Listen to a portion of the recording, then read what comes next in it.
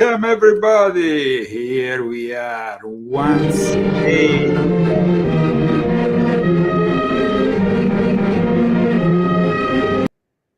Welcome.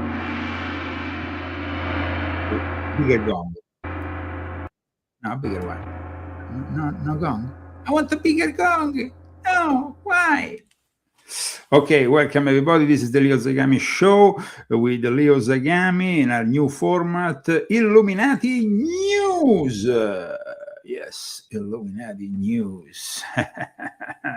Okay, we have to thank our sponsors that make this show possible. I want to thank all the people who followed us last week and also the people who are supporting our show. Thanks to the purchase of my books as well as my wife's books, and also our sponsors who are actually donating on GoFundMe or Cash App to make this show possible at least once a week. So thanks to Ellen Sucatre, Margot Rosata Minta, and Daniel Estes. We like to thank our sponsors with an applause. It's a kind of a lo-fi applause, but a beautiful applause. Lo-fi because it's a little bit pixels. We like the pixels. We like to see those claps with the pixels.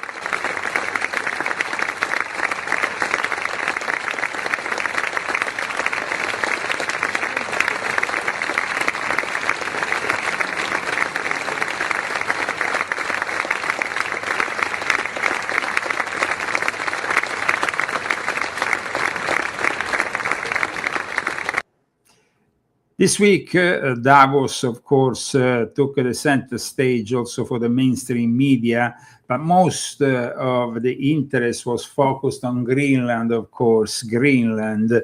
Why does Trump want Greenland? One of the main reasons is the rare earth minerals, which are also used for developing the AI and robotics, which instead took the center stage with Elon Musk. Elon Musk made a surprise appearance at the World Economic Forum in Davos on Thursday. It was his first ever appearance at an event which he usually criticized for many years, indicating it like it was an unelected world government.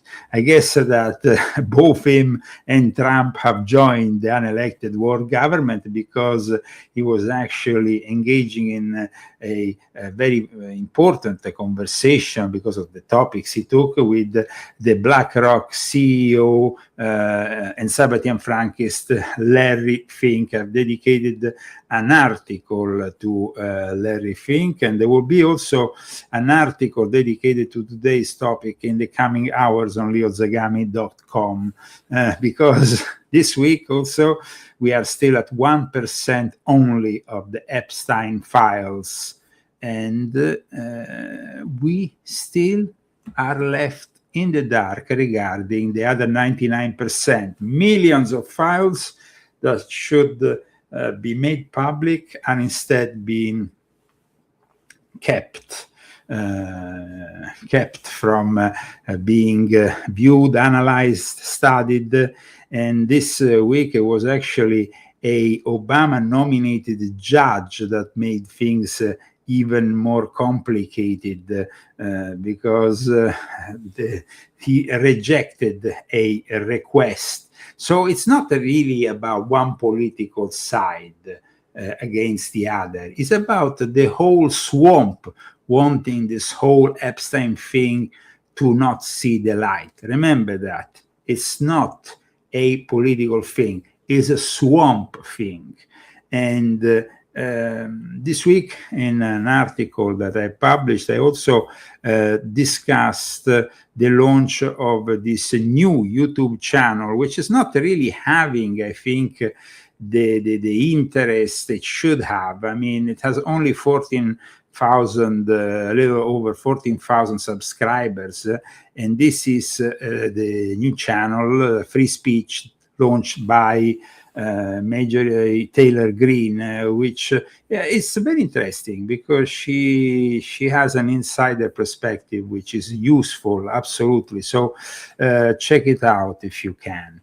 Going forward into what this Elon Musk, the SpaceX and Tesla chief, discussed at Davos. It was a mix of bad humor, I would say, long-term ambitions like going to Mars, and of course business updates on his various successes, and he shared his outlook on the future of humanity linked to AI and robotics. Remember, I made a trilogy, a very important trilogy, which starts with this book, which actually has a citation of Elon Musk right here at the very start. It's volume 6.66.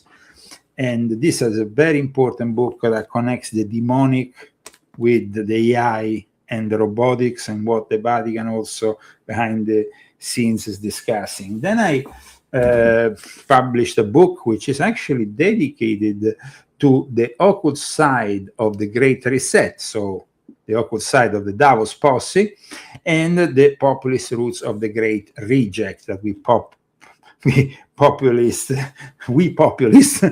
hope it will arise at some point. And this book has been a great success, I must say, one of my bestsellers. And in this book, I talk about the singularity moment.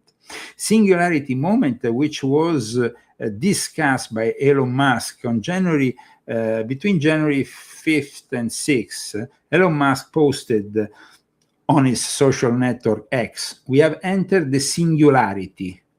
And this is a very important statement.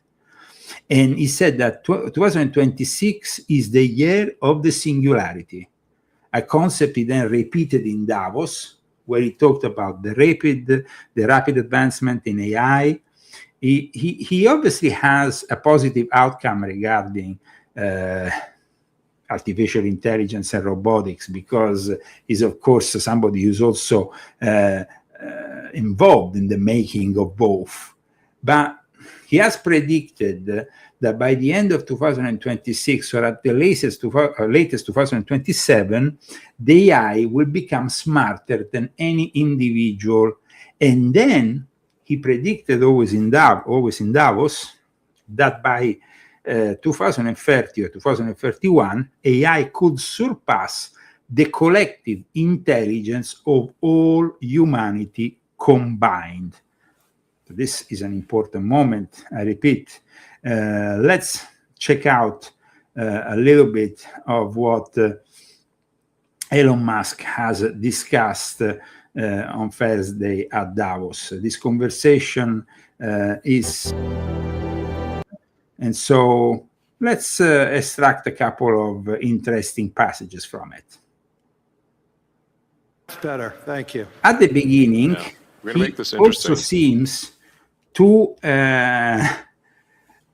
kind of downplay the whole Greenland thing, or at least he finds it almost amusing.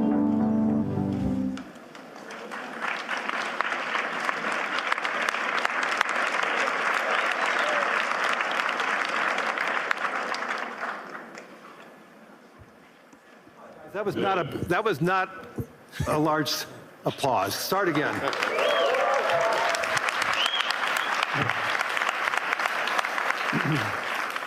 That's better. Thank you. Yeah, we're gonna make this interesting. How many quotes are you going to want that are going to be after this session? I don't know. I mean, 5. Okay. So good afternoon, everyone. It's great to see everybody here. It's been an amazing week here in Davos.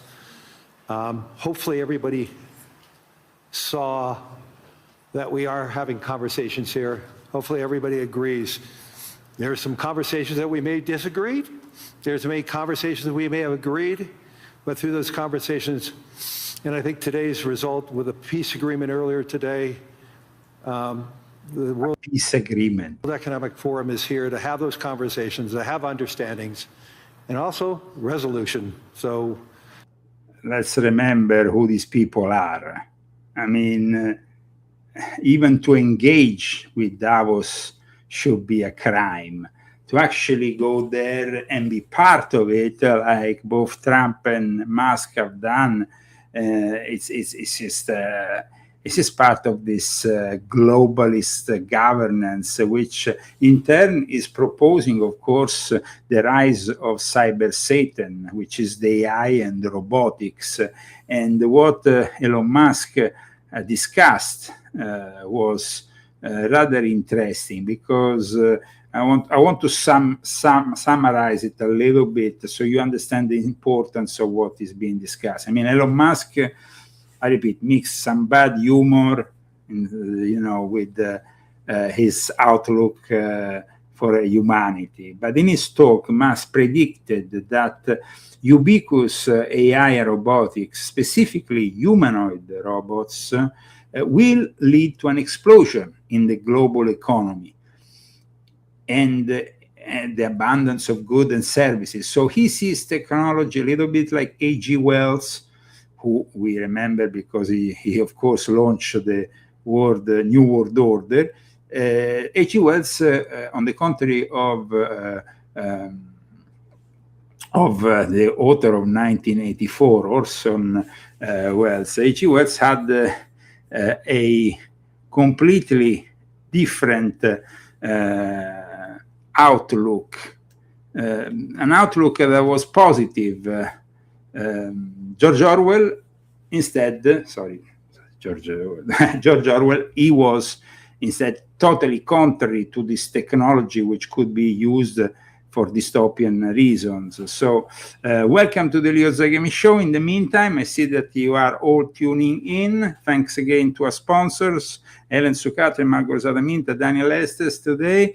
And let's hope we can build up also some extra shows during the week. But often, I reply to such a request by simply stating, guys, I have sponsors for the Italian shows 4 times a week. I do shows for them, but we have sponsors. We have really a few and scarce sponsors for our English-speaking show. So we have to focus on what works out here in this household.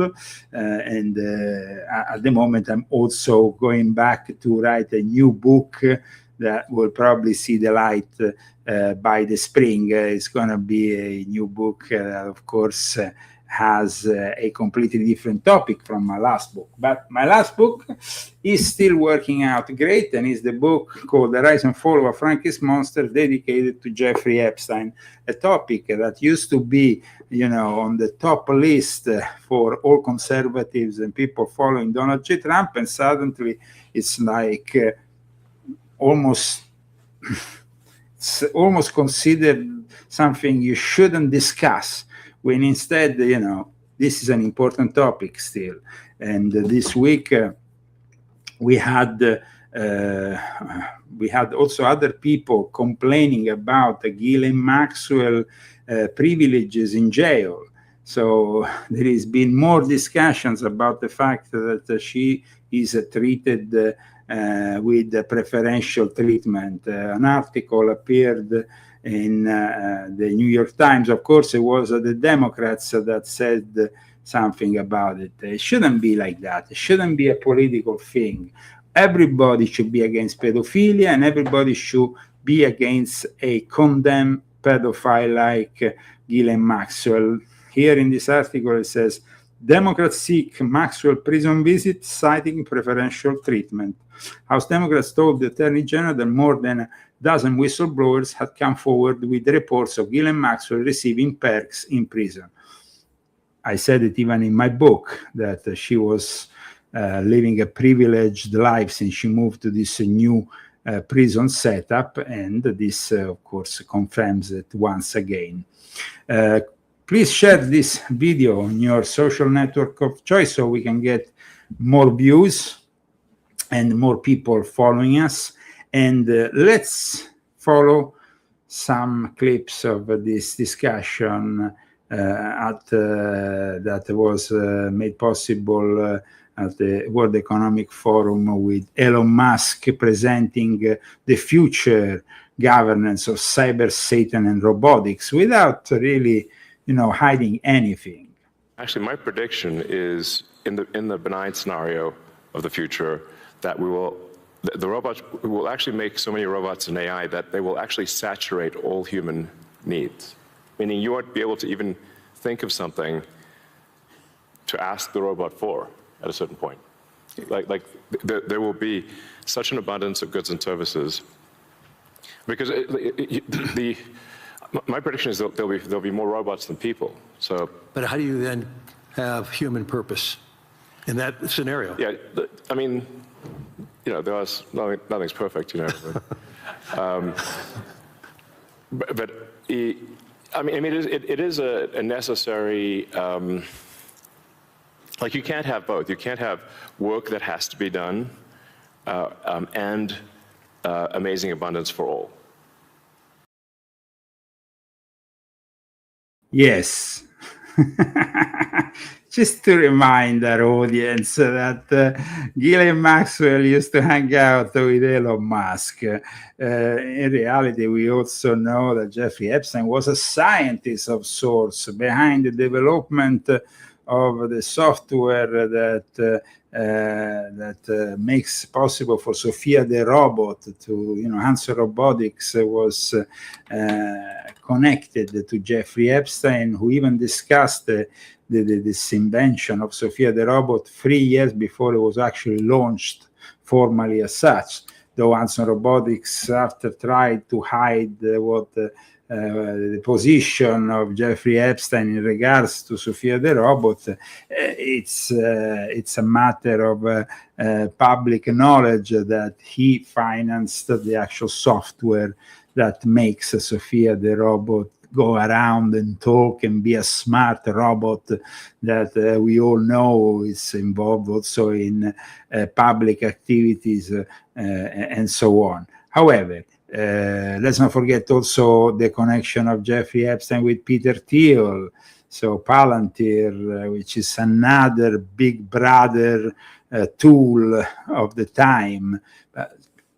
Let's continue with Elon Musk at Davos. Because if it's work that has to be done, then you and only some people can do it, then you can't have abundance. Then it's narrow. Yeah, it's narrow. Yeah. Exactly. So.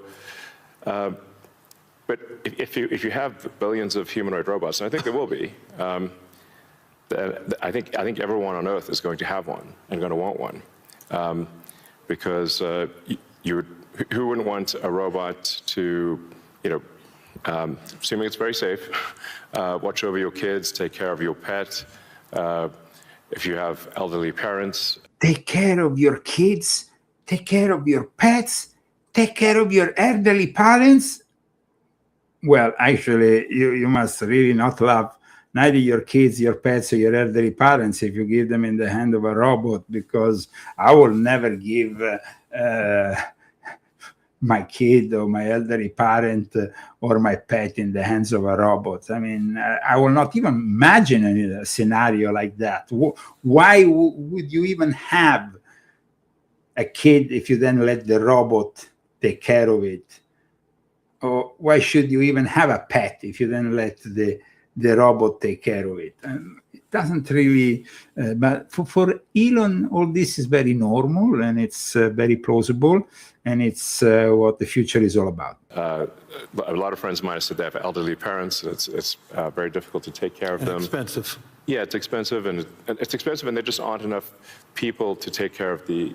So because it's expensive, let's give them in the hands of a Terminator robot that might put their life in jeopardy. I mean, it's insane what he's saying here. There aren't enough young people to take care of the old people. Right. So if you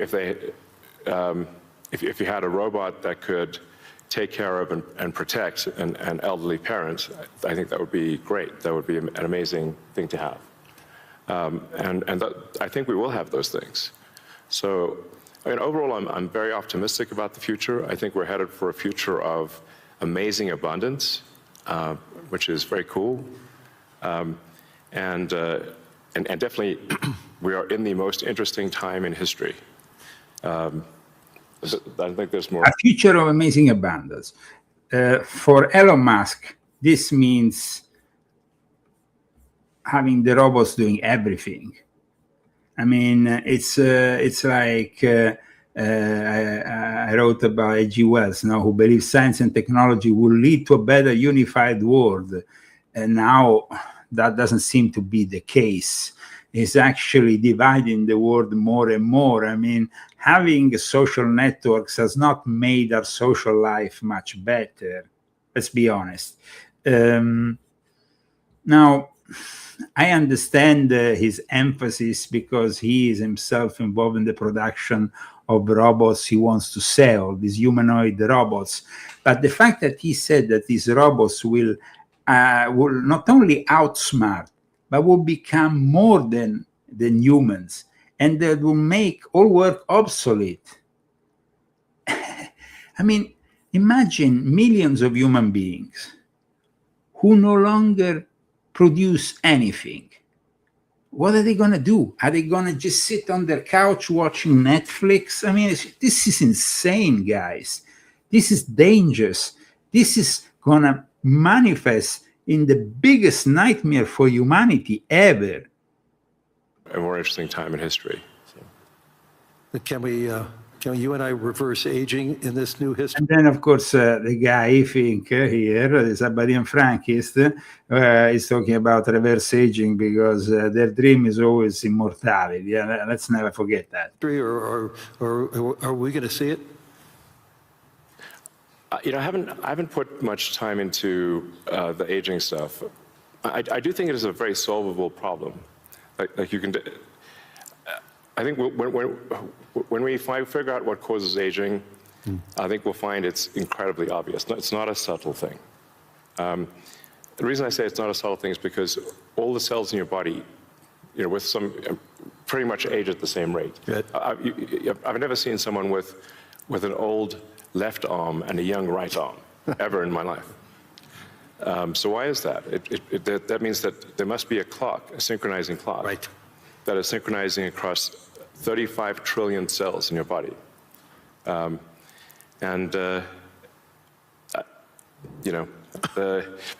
is some benefit to death, by the way.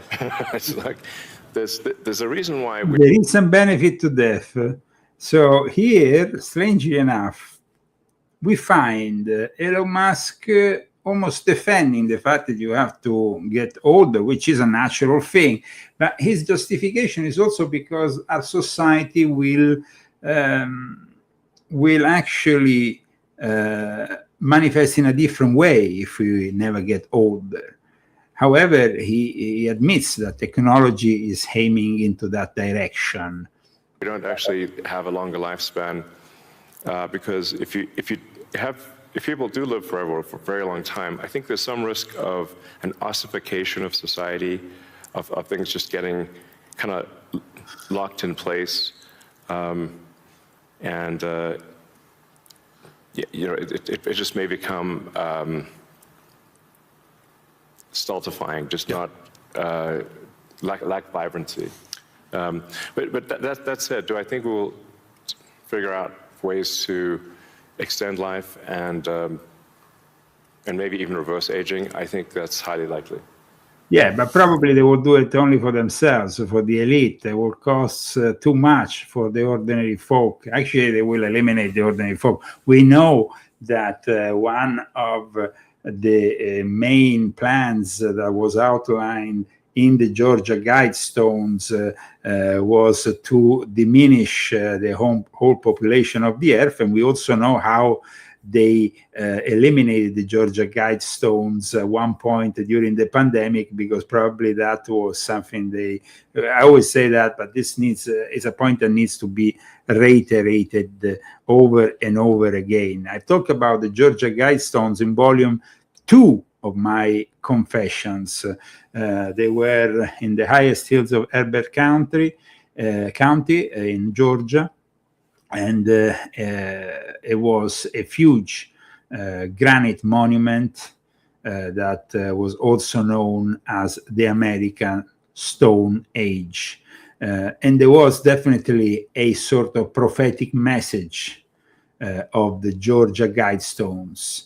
And I indicated in volume 2 of my confessions that 2020 was the turning point. And in fact, I also indicated there will be a virus that will keep you locked up. Remember that volume 2 of my confessions was published a long time ago. So it kind of like, it's interesting to see, we are celebrating this year 20 years of my Illuminati confessions. They started online in 2006, then I started publishing in Japan, then Italy, then in 2014 and 15 I started in the English language, and in 2016 I published Confessions of an Illuminati Volume 2, the time of revelation and tribulation leading up to 2020, which was a turning point. In fact, it was from 2020 onwards that we started to hear the word Great Reset. I'm looking forward to that. Yeah. In the future that you talk about, the AI models, autonomous machines, rockets, depends on massive increases in compute, massive increases in energy, expensive energy, manufacturing scale. What are the bottlenecks to get there? And that, once again, with all that expenditures, again, how can we make sure that it's broad and not narrow?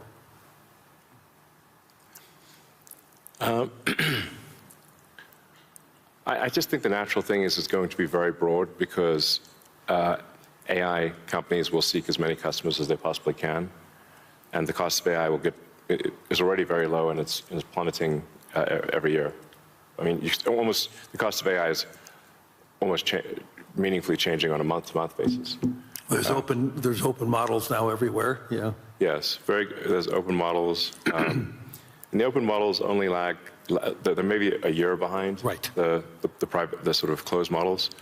So I think the AI companies will seek as many customers as possible, which means they'll provide AI to the world. But the cost of getting to there, the compute, the chips, the fab, the powering, that to me, what are the those are huge. The limiting factor. Yeah, I think the limiting factor for AI deployment is fundamentally electrical power. It's just right. It's energy. Yeah. I mean, we're seeing the rate of AI chip production increase exponentially, but the rate of electricity being brought online is 3%, 4% a year. Max. Yeah. It's clear that we're very soon, maybe even later this year, we'll be producing more chips than we can turn on. Except for China. China's growth in electricity is tremendous. They're building 100 gigawatts of nuclear as we speak. Actually, solar is the biggest thing in China. So Solar, but solar has some limitations for Elon, and in the end, the solution is to go out in space and have these data centers, as even Jeff Bezos has said. In any case, I was picking up volume 2 of my confessions in regards to the Georgia Guidestones, because there is definitely some interesting elements in what was divulged on the Georgia Guidestones, and the fact that they were eliminated suddenly in the middle of the pandemic, as you can see from this brief clip that comes from the moment in which they got them to explode, and they never reconstructed them. Shows the moment the Georgia Guidestones in Elbert County blew up. This is surveillance video sent by the GBI from just after 4 o'clock this morning. Video also shows what appears to be a silver or gray car speeding away from the scene. Right now, local, state, and federal agencies are working to determine who's behind that explosion. Who is behind? Why they never found anybody? Huh? The attraction was unveiled in 1980 and has drawn many people over the years. The man whose company maintains the site says vandalism has happened before, but never like this. We actually had to install cameras several years ago after the vandalism got so bad. But, it does break my heart. If you don't like the message that was written on them, that's understandable. That's your prerogative. But, there's no reason to take it away from other people that might. Crews demolished the remaining stones over safety concerns. If you know anything about the explosion, authorities ask that you come forward. You can remain anonymous. What an incredible story that was never solved. I mean, the Georgia Guidestones were destroyed by somebody who is still an unknown individual who detonated this explosive device at the monument on July 6, 2022. The investigation is still open, but I repeat, nobody has yet found the person responsible because, of course, it was the same people, the mysterious people who actually financed the construction of this incredible monument were probably behind the destruction of it. They didn't want anybody to have an idea of what was going on, especially after the pandemic erupted. The Georgia Guidestone went under a new scrutiny. And so from 2022 onwards, we never had any answers in regards to the destruction of this 19 feet, 3 inches, 5 meters 87, that is tall, 6 granite slabs weighing a total of 746 pounds. Incredible structure, an incredible structure, which I talk about in this book because, of course, there is elements also connected to the Illuminati, to the Rosicrucians, the Freemasons, in this mysterious Robert C. Christian, who was the guy who approached the Elberson Granite Finishing Company in 1979 to start this project, which was launched in 1980. And now we are in 2026.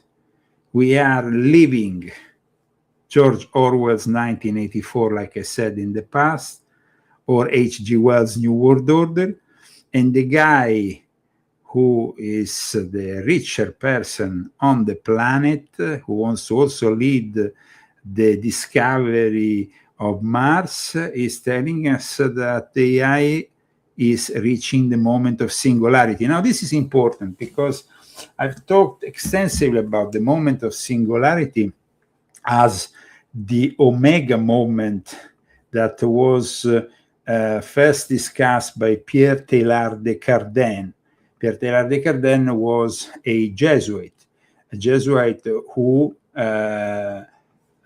wrote very much about topics even regarding what we can claim at the time was probably seen as science fiction, but it was actually about his vision of the future and of the artificial intelligence, of the internet with the noosphere, that then eventually triggered his idea of the Omega moment, which is then the moment of singularity, discussed many times by Ray Kurzweil, somebody who I've also discussed extensively in volume 7. But it's also something that I've discussed in volume 9 of my Confessions. Remember, I did this trilogy dedicated to Cyber Satan, volume 6.66, volume 7, and volume 9. And you will find a lot of the answers to the problems of the future in these 3 books. But let's go and analyze further the moment of singularity, because it's an important moment, the moment of singularity. It's the moment in which we'll be outsmarted by the machine. It feels like we're in the midst of the singularity. Do you agree that we're actually in the midst of it right now, or are we gonna have to wait for some other point to get there? One difference of my own perspective versus everybody else is Ray Kurzweil, the inventor and futurist who's been working in the field of artificial intelligence. Ray Kurzweil, author, inventor, and futurist. I've been now in AI for 61 years, which is actually a record. If you look at your 120-odd predictions from 30-odd years ago, only 3 that were wrong. Your first prediction, as you said, that you released in 1989 was that we're going to reach human-level AI by 2029. The next 10 years will get us to my definition of singularity, which is we'll be at least 1,000 times more intelligent. What is most exciting to you, and what are you anticipating most excitedly in the next, say, year or two? We'll have supercomputers, but we'll also be merging with them, so we're going to be made a lot more intelligent than we are today. When? That's going to happen at the same time for everybody.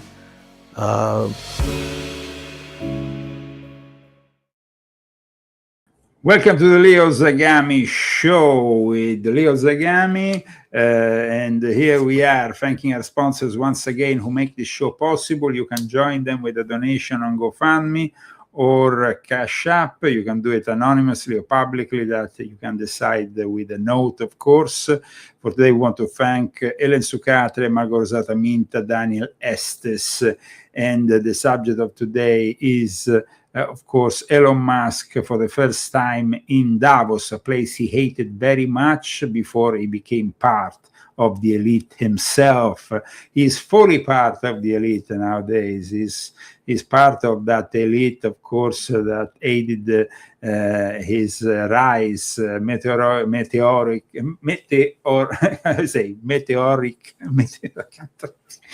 rise, which of course is in line also with not only Tesla and X, but especially with the SpaceX, the company which is using to conquer not only the satellite scene around the globe, but also in the future he hopes to go to Mars, as we know, and maybe colonize Mars.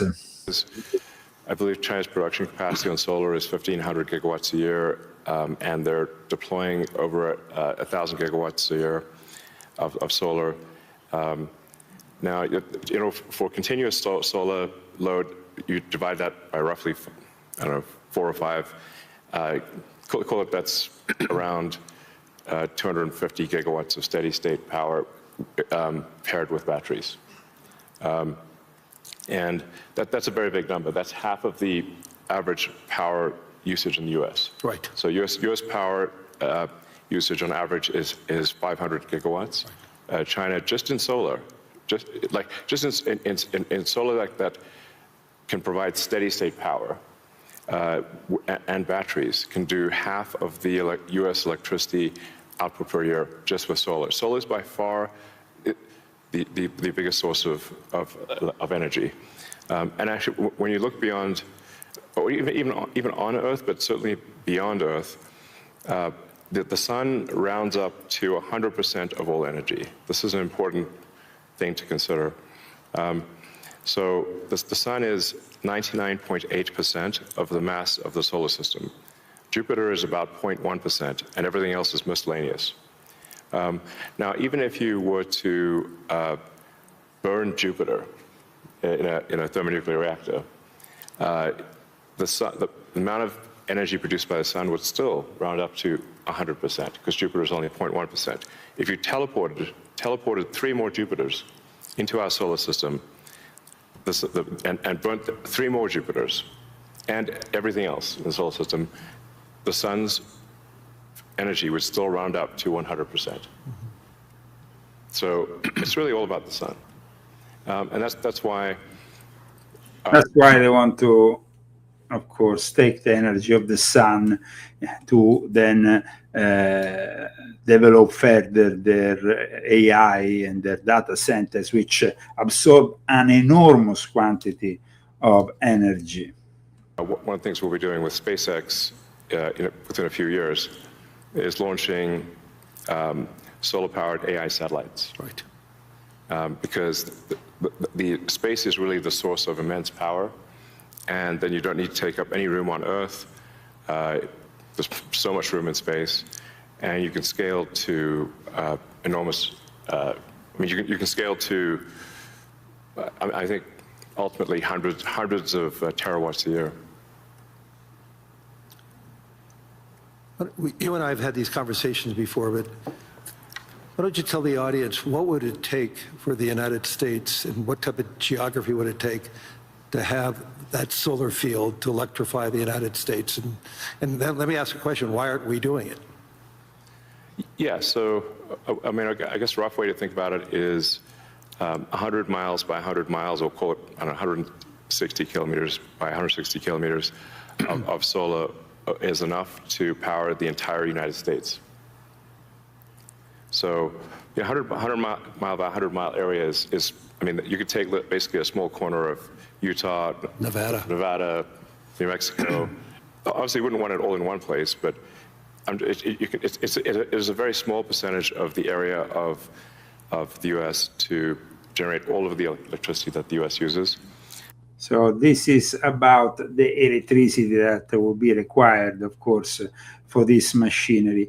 But the important part also of Elon's speech touched on robotics and AI, the fact that we will have more robots than humans, the fact that we are reaching the singularity moment. And that is the moment that Kurzweil discussed for many years.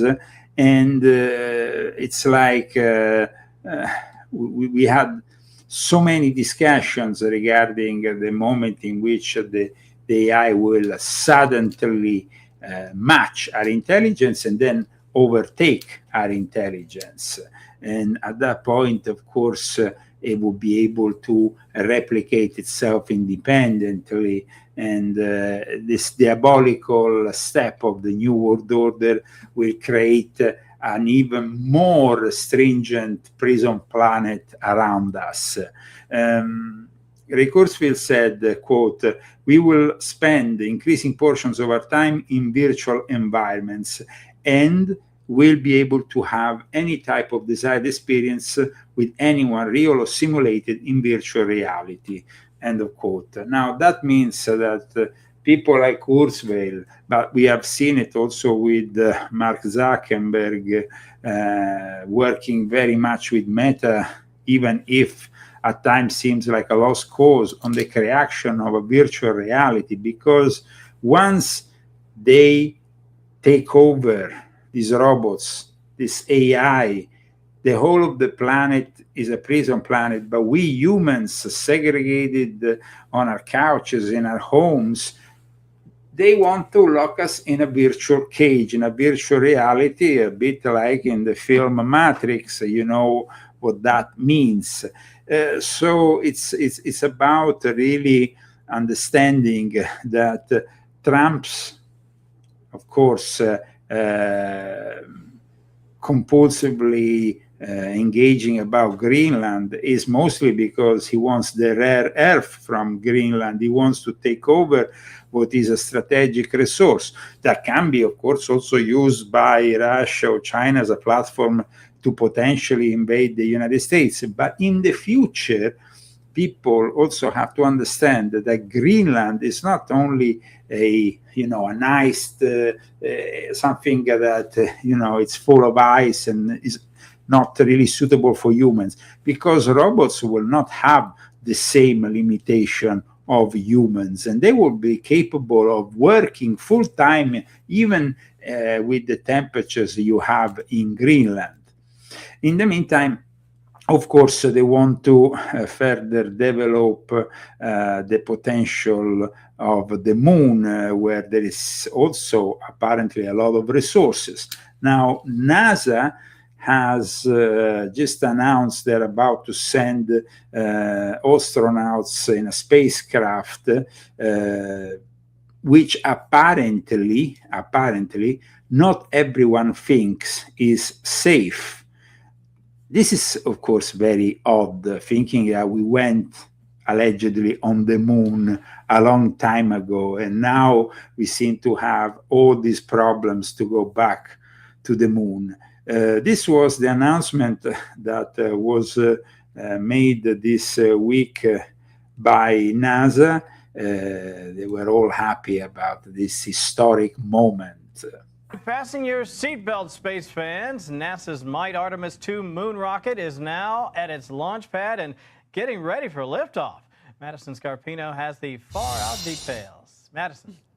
Hey, Kevin. Yeah, this is kicking off the final preparations to send humans to the moon for the first time since the 70s. It will be the Artemis II mission, and NASA's administrator says it's a historic moment. This is the start of a very long journey. Now, we ended our last human exploration of the moon in Apollo 17, the 17th mission. Now, I hope someday my kids are going to be watching, maybe decades into the future, the Artemis 100 mission. Here's a time-lapse video of that massive Artemis II rocket being transported to the launch pad at NASA's Kennedy Space Center in Florida. It's 14 million pounds altogether, and it was a 4-mile trek that took nearly 12 hours to arrive, since it could only move at less than 1 mile per hour. NASA says engineers and technicians will now start preparing for a test of fueling operations and countdown procedures, which the agency says are essential steps before the first crewed Artemis mission. Artemis II will carry 3 American NASA astronauts and 1 Canadian Space Agency astronaut around the moon for about 10 days. Now, those astronauts said yesterday they were ready for the trip, and they even talked about some tough conversations they've been having with family. On a walk with my kids, I told them, here's where the will is, here's where the trust documents are, and if anything happens to me, here's what's going to happen to you. And that is a part of this life. I love talking to my husband. He's been very inquisitive about the actual technical aspects of the mission. I really have to make sure he knows that it's not like the International Space Station where we can just make a phone call. So he's not going to be able to call me and ask where something is in the house. He's going to have to find it. That's been a big one for us.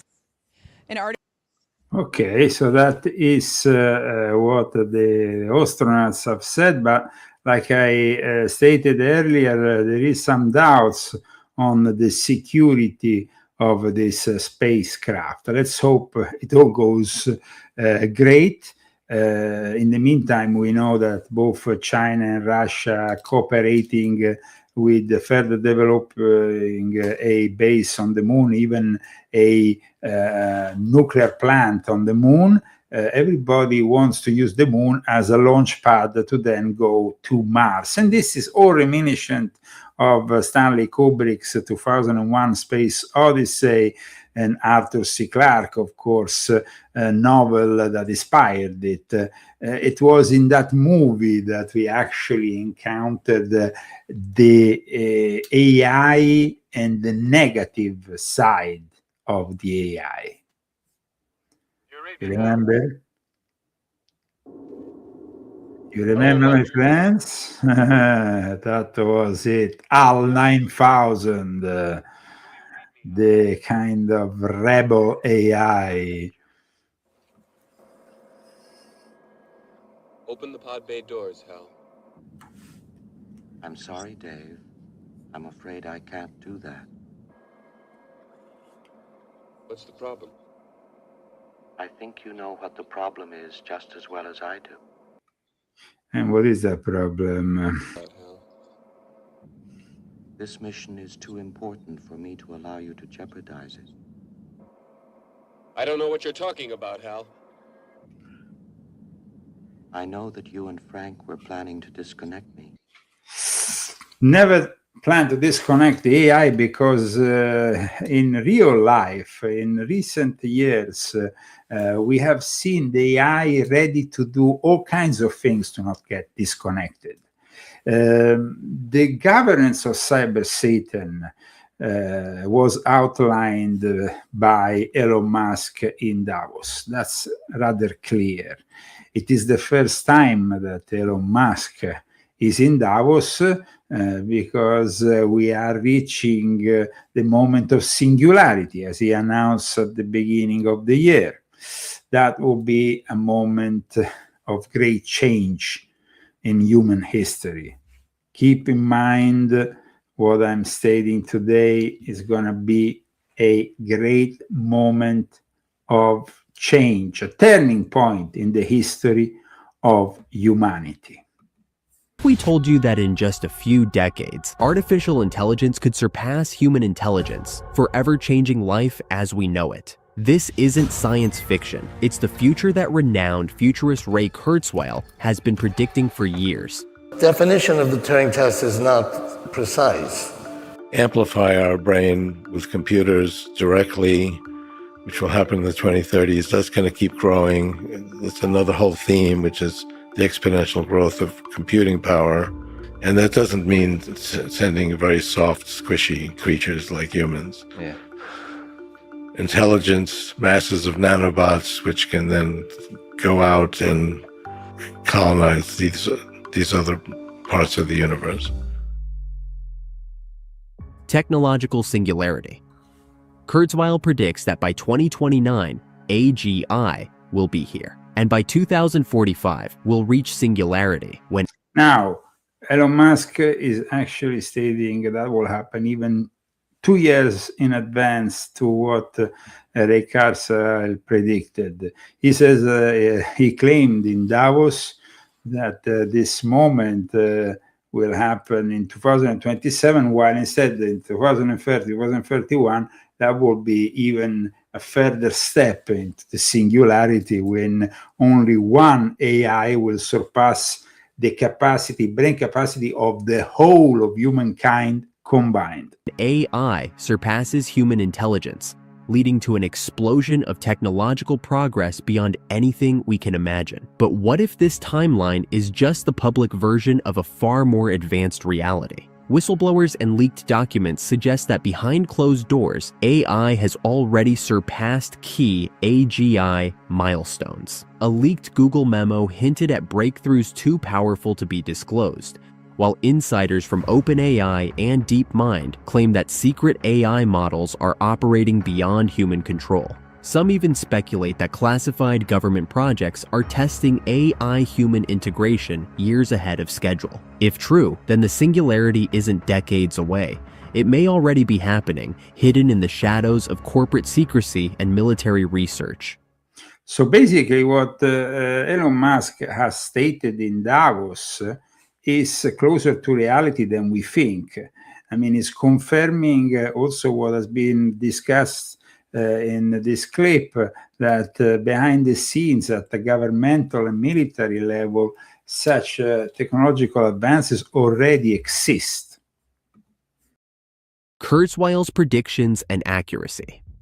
Ray Kurzweil has a notable track record of accurately predicting technological advancements. In his 1990 book, The Age of Intelligent Machines, Kurzweil anticipated that a computer would defeat a human chess champion before the year 2000, a prediction realized in 1997 when IBM's Deep Blue triumphed over Garry Kasparov. Kurzweil also foresaw the rapid expansion of the internet. At a time when there were only 2.6 million users worldwide, he predicted that the internet would become an integral part of daily life, providing access to vast networks of information. He forecasted that by 2020, AI would be capable of passing the Turing test in limited scenarios, which we're now seeing with models like ChatGPT and Gemini. Definition of the Turing test is not precise.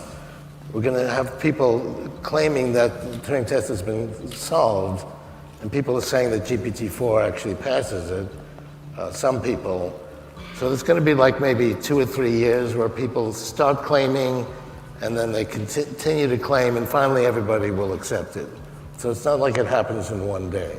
While some of his forecasts, such as the extent of speech recognition technology, were not fully realized by that time, many others were accurate. Kurzweil has assessed his own predictive accuracy, claiming an 86% success rate. In his self-analysis, he reviewed 147 predictions and found that 115 were entirely correct, 12 were essentially correct, 17 were partially correct, and only 3 were wrong.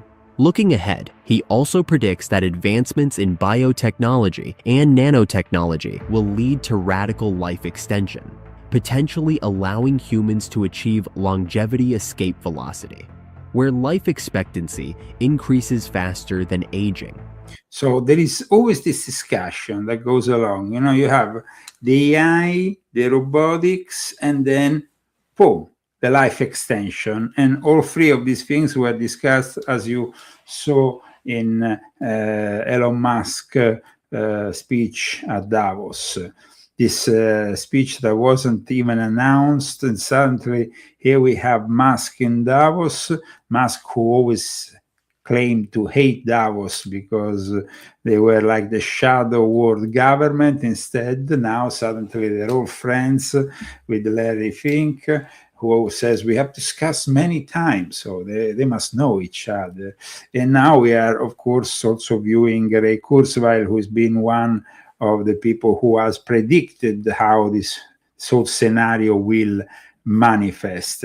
And I've discussed also in volume 7 the position of Ray Kurzweil, but also the work of that Jesuit called Teilhard de Chardin, who talked about the omega point, when humans will be getting, they were getting closer to the omega point with the aid of computers and related technology, but when they will reach the omega point, it will be the final step, just like singularity, and that singularity is that truly major evolutionary step in mankind, the moment in which we will cease to be Homo sapiens and we will become something different, maybe closer to the transhumanists have envisioned, that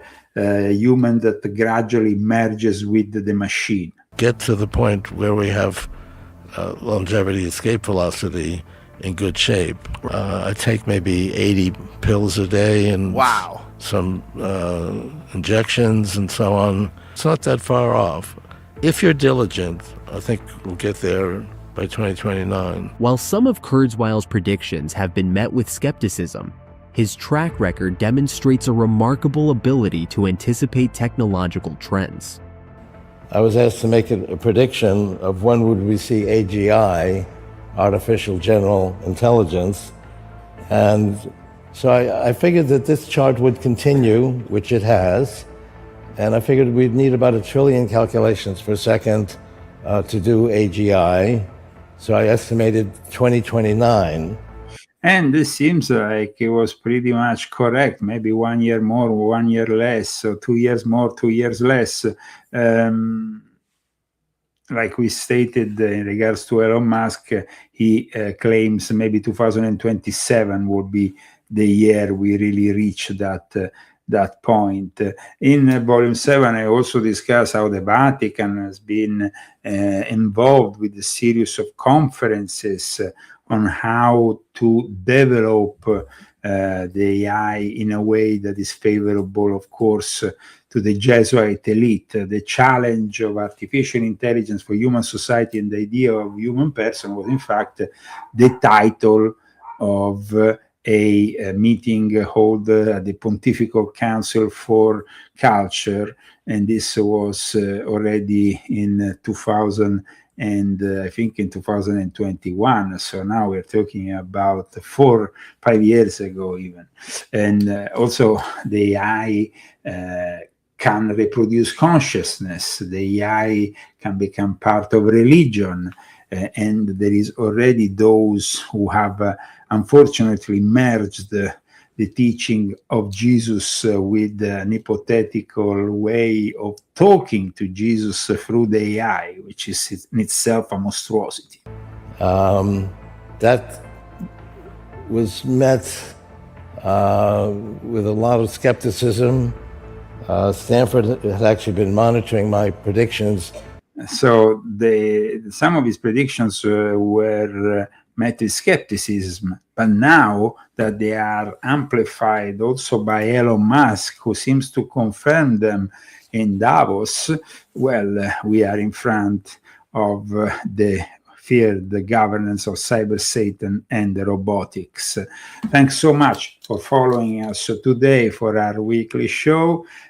Please share this video with your friends and family. Thanks again to our sponsors, Ellen Sucatre, Margot Rosada Minta, Daniel Estes. If you want to join them, you can do it either anonymously or you can do it, of course, publicly like they do.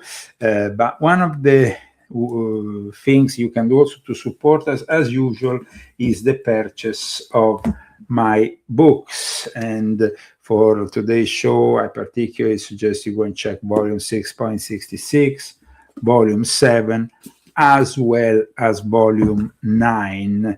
Don't miss the show also next week. We will have a lot of other useful information for you. 20 years of Illuminati Confessions. We started in the fall of 2006. We are still here in 2026, trying to make people aware of this new world order disorder.